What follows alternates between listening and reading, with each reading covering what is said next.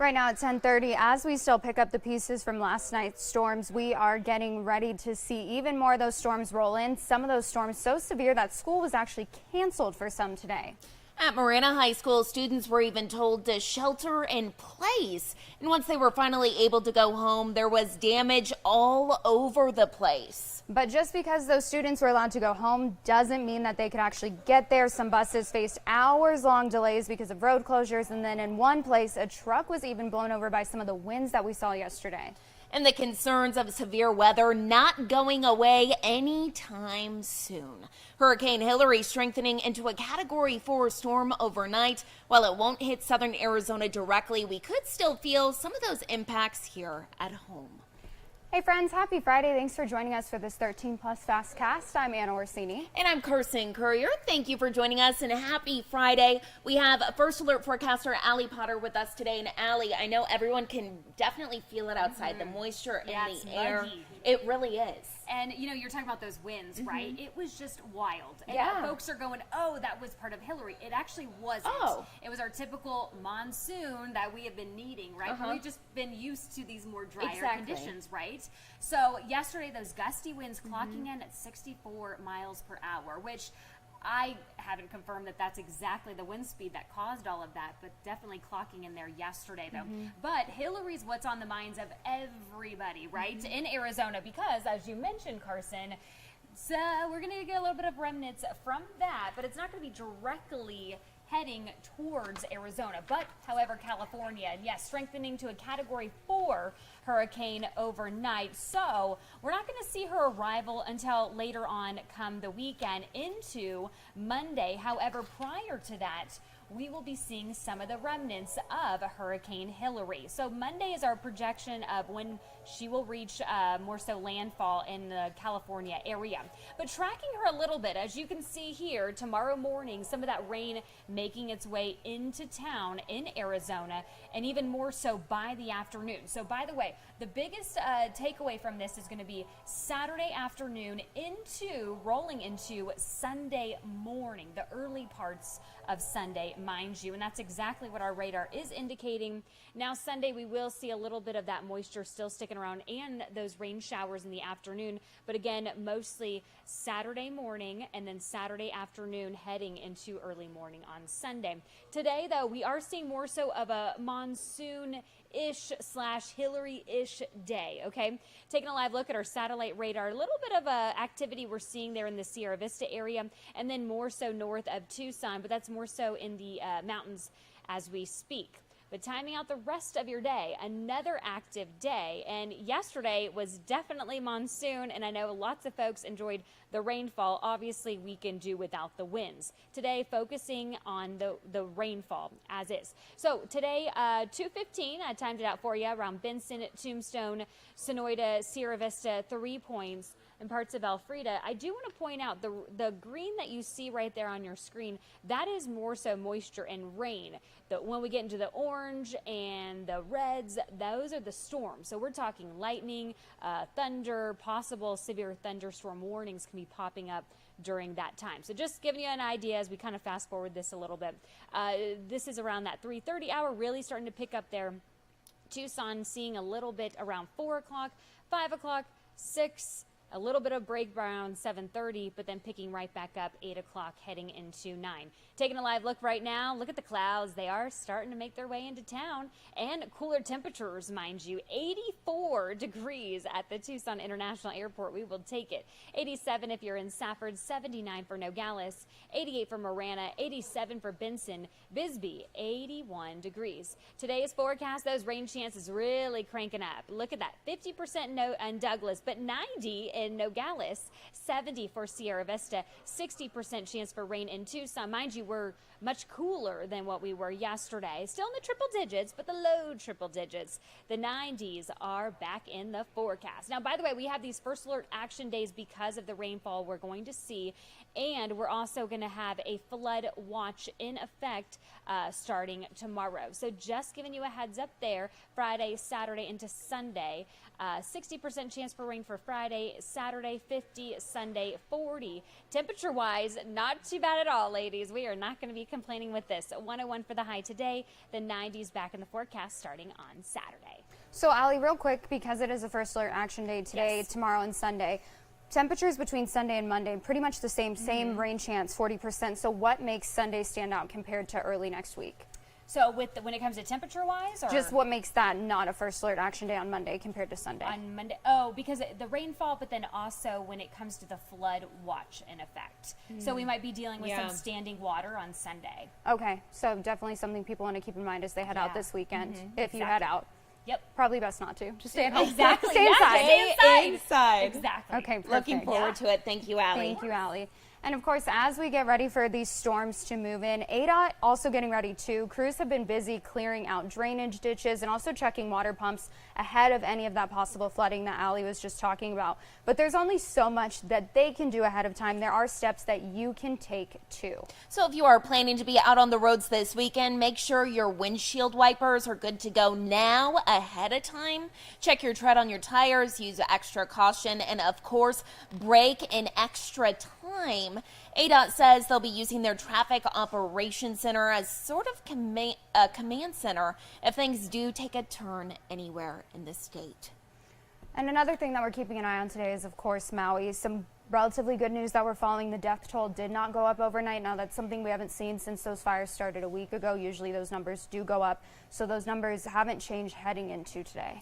Yeah, that's right, Anna. We know those search and rescue efforts are still underway at this time. Still more than 1,000 people are missing. So definitely a lot of families just waiting for answers this morning. And a lot of people waiting to hear from their family members still. As of last night, 58% of the area had been searched. Now, officials are not giving up hope for those that are still missing. Again, that's around 1,000 people today, because they say nearly 2,000 people are still without power and phone lines are still down for some. So some of these people could just not have a way to communicate. It doesn't necessarily mean worst case scenario. Exactly. Something to keep in mind for sure, Anna.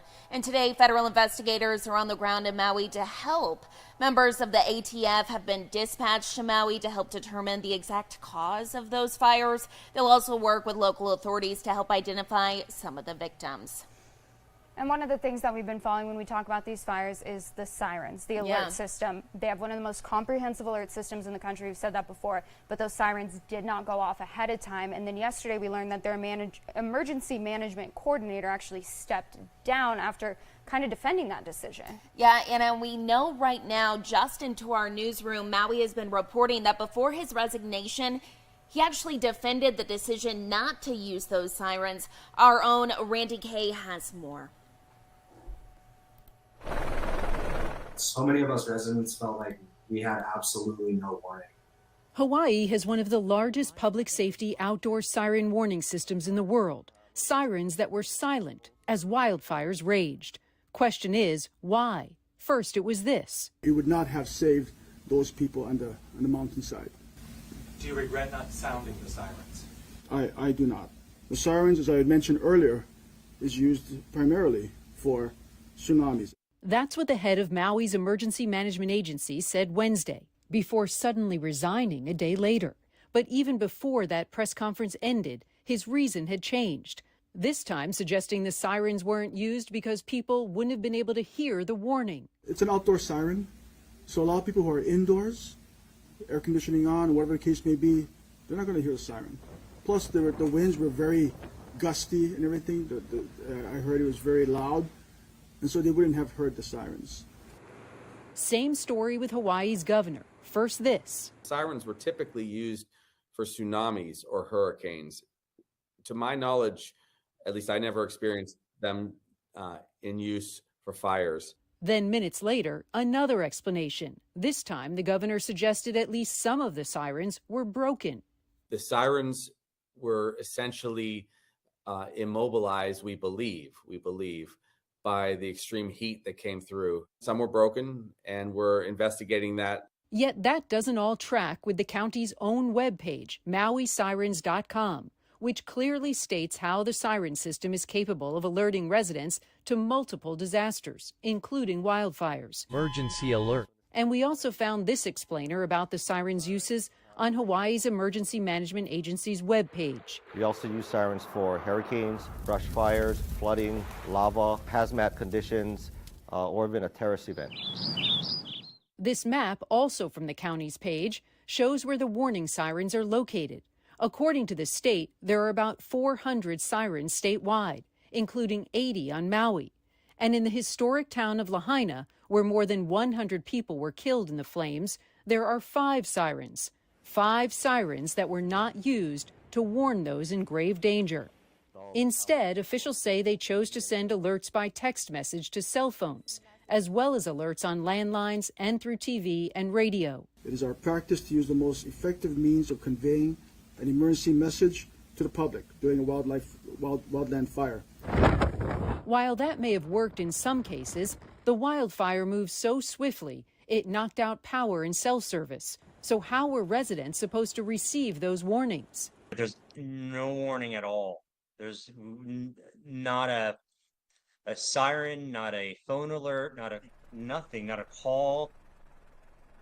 And Hawaii has had problems with its alert system in the past. In 2018, a cell phone alert was mistakenly sent warning residents of an incoming missile attack. Obviously, that was a false alarm. But this has really been going on for decades. Back in 1960, after a tsunami hit the area of Hilo, Hawaii, residents didn't even know what the warning siren meant. They didn't know what to do, so they ran up towards the ocean instead of into the mountainside area for safety, and 61 people died.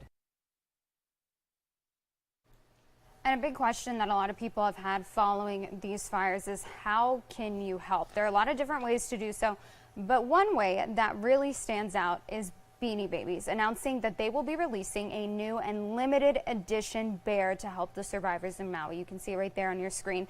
The bear's name is Aloha. It's gold, it has a rainbow ribbon, and the words Maui Strong across its chest. The company says all of the profits from the sale of that little Beanie Baby will go to the American Red Cross. And if you've had Beanie Babies before, then you know they come with birthdays and poems. I don't know about you, Anna, but I grew up with so many Beanie Babies. For us, it was something my grandma gave us one like every week. I think we still have hundreds at home. So something really cool there. But Aloha's birthday is August 8th, the day those wildfires started. Its poem on its tag says, quote, helping each other all day long. We forever will stay Maui strong. Very cute, very sweet. Something that if you have kids, maybe grandchildren, something you can buy for them, and it goes to a good cause. It's a good way for people across the country to do something to help those in Maui by still getting something that they can use. You know what I mean? Yeah, and also Something remembering, tangible. I think, the rainbow, everything that makes Maui and Hawaii just so beautiful. Exactly. Well, something else that we're following today here at home, a restaurant is still trying to pick up the pieces, Crossroads Restaurant, after a recent fire. Yeah, that's right. A lot of these employees that work there describe the restaurant like a second home. They loved working there, honestly, just truly loved their job. Our own Sean Mahoney spoke to an employee who says she just doesn't know how she's going to get past this.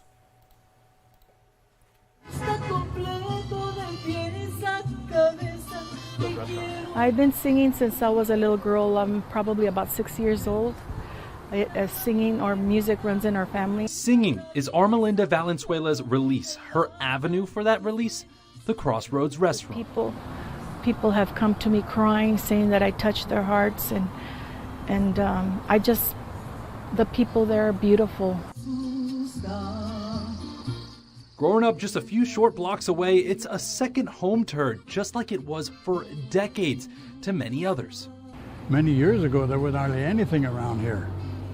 You know, it's mostly a lot of desert and everything, you know, and this is one of the places that's been here since 1937. But 5 days ago, that history went up in smoke, and for Valenzuela, her outlet went down with the flames. All my equipment, all my music stands, my speakers, my monitors, all that, the trolley that I would carry the stuff in. The opportunity was a golden one for Valenzuela, as there are many others in the old Pueblo. I would get contracts to sing for private parties, but I would put in a lot of hours on the weekends I would be here 9 to 9 at night. Crossroads was her second family, and now, just like her music, she wants to touch others, all to help her second family.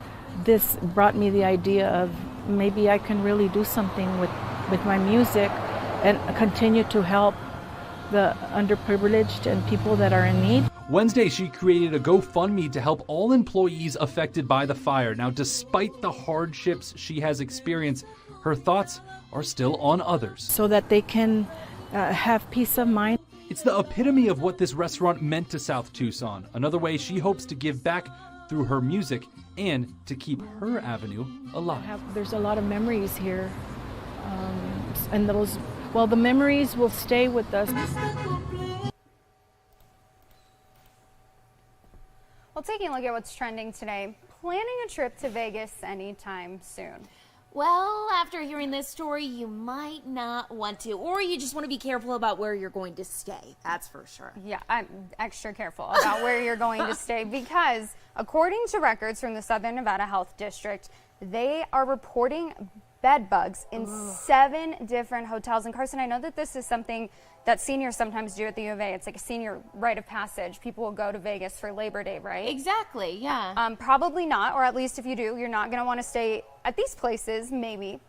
Just inspect your room extra well. Caesar's Palace, Planet Hollywood, Circus, Palazzo, Tropicana, MGM, as well as the Sahara hotels. All 7 within the past couple of years have reported bed bugs. Yeah, and all of these are along the Strip, too. I know, very popular hotels. All of the facilities do have protocols for prevention and treatment and say they are addressing the problem.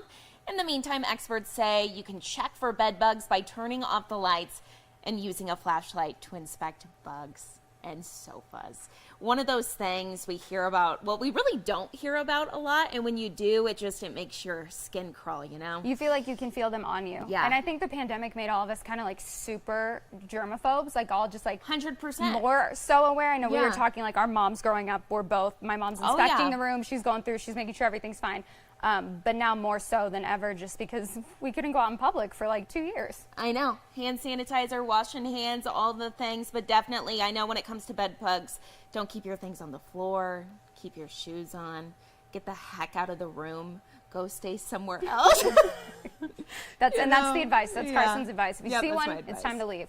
Well, taking a look out at Tucson right now and those skies and the clouds that we're seeing. Hopefully, a lot more of those to roll in later today. Yeah, you can just see those storms starting to brew here across Tucson. Thank you all so much for joining us for this 13 plus FastCast. I hope you all have a great weekend. Tune back in at 2 for